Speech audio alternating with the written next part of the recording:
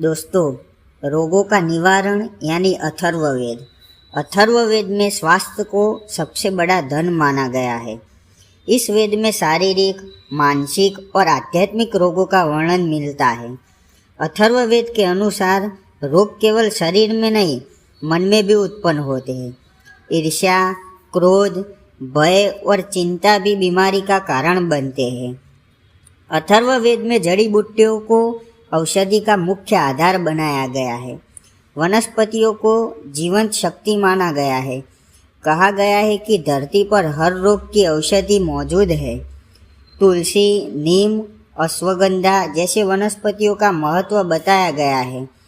जल को भी शुद्धि और उपचार का माध्यम माना गया है।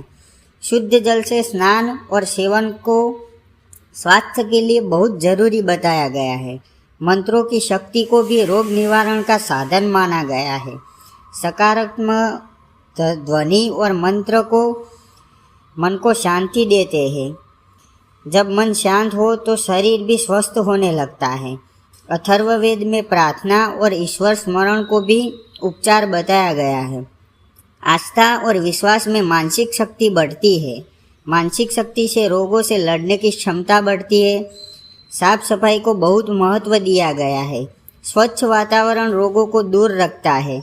शुद्ध वायु, शुद्ध प्रकाश और औषधि समान माना गया है। अथर्ववेद में संतुलित आहार की बात कही गई है। अधिक भोजन का या अत्यधिक उपवास को हानिकारक बताया गया है। सात्विक और ताज़ा भोजन स्वास्थ्य के लिए श्रेष्ठ है। नियमित दिनचर्या को भी आवश्यक बताया गया है। जल्दी सोना और जल्दी उठना स्वास्थ्य के लिए लाभकारी है। शरीर को श्रम देना यानी व्यायाम भी जरूरी है। सकारात्मक सोच को सबसे बड़ी औषधि माना गया है। दूसरों के प्रति दया और करुणा रखने से मन पवित्र रहता है। मन की पवित्रता से रोग दूर होते हैं।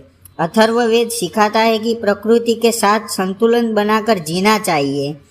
प्रकृति से दूर होने पर रोग बढ़ते हैं। प्रकृति के नियम का पालन करना ही सच्चा उपचार है। इस प्रकार अथर्ववेद हमें सिखाता है कि औषधि, मंत्र, स्वच्छता, संतुलित आहार और सकारात्मक सोच, इन सबके मेल से ही पूर्ण स्वास्थ्य पूरा होता है।